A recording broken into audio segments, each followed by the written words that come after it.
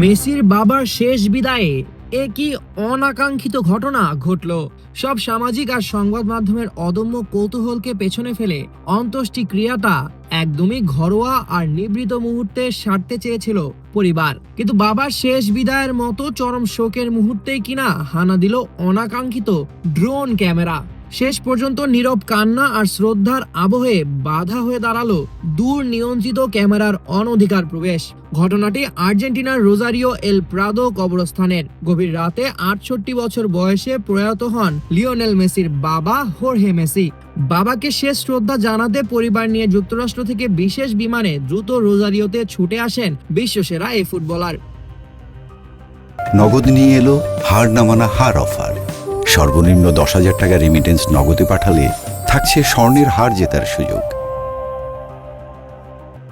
শনিবার দুপুর থেকেই কবরস্থানের চারপাশ ঘিরে নেওয়া হয় কঠোর নিরাপত্তা ব্যবস্থা। সর্বসাধারণের প্রবেশ বন্ধ করে কেবল অনুমোদিত গাড়ি যাতায়াত সুনিশ্চিত করা হয়, যাতে পুরো প্রক্রিয়াটি থাকে কেবল স্বজনদের মাঝে সীমাবদ্ধ। কিন্তু পারিবারিক এই গোপনীয়তার সীমা মানেননি বুনোস এরেস ভিত্তিক কয়েকটি টেলিভিশন চ্যানেল। শোকাতুর পরিবারের একান্ত ব্যক্তিগত দৃশ্য ধারণ করতে তারা আকাশপথে উড়িয়ে দেয় ক্যামেরা ড্রোন।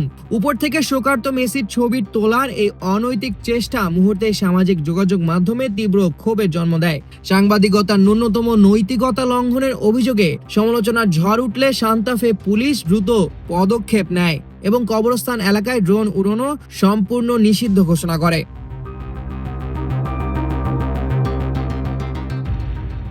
নিষেধাজ্ঞা জারি করে পরিস্থিতি সামাল দেওয়ার চেষ্টা হলেও এই অনধিকার প্রবেশ সহজভাবে নেয়নি মেসির পরিবার। সংবাদ মাধ্যমের খবর অনুযায়ী গোপনীয়তা ও নীতি লঙ্ঘনের দায়ে সংশ্লিষ্ট টেলিভিশন চ্যানেলগুলোর বিরুদ্ধে কড়া আইনি পদক্ষেপ নিতে যাচ্ছে মেসির আইনজীবী দল। অবশ্য অনাকাঙ্ক্ষিত এই ঘটনার পাশাপাশি সান্তা ফেতে দেখা গেছে ভক্তদের গভীর ভালোবাসা আর সহমর্মিতাও। বহুদূর থেকে আসা সাধারণ মানুষ কবরস্থানের বাইরে পোস্টার হাতে দাঁড়িয়ে প্রিয় তারকাকে সাহস জুগিয়েছেন। কিন্তু শেষ বিদায়ের এমন পবিত্র মুহূর্তে ড্রোনের এই অনুপ্রবেশ গণমাধ্যমের সীমানা আর নীতিহীনতার এক নতুন বিতর্ক উস্কে দিল।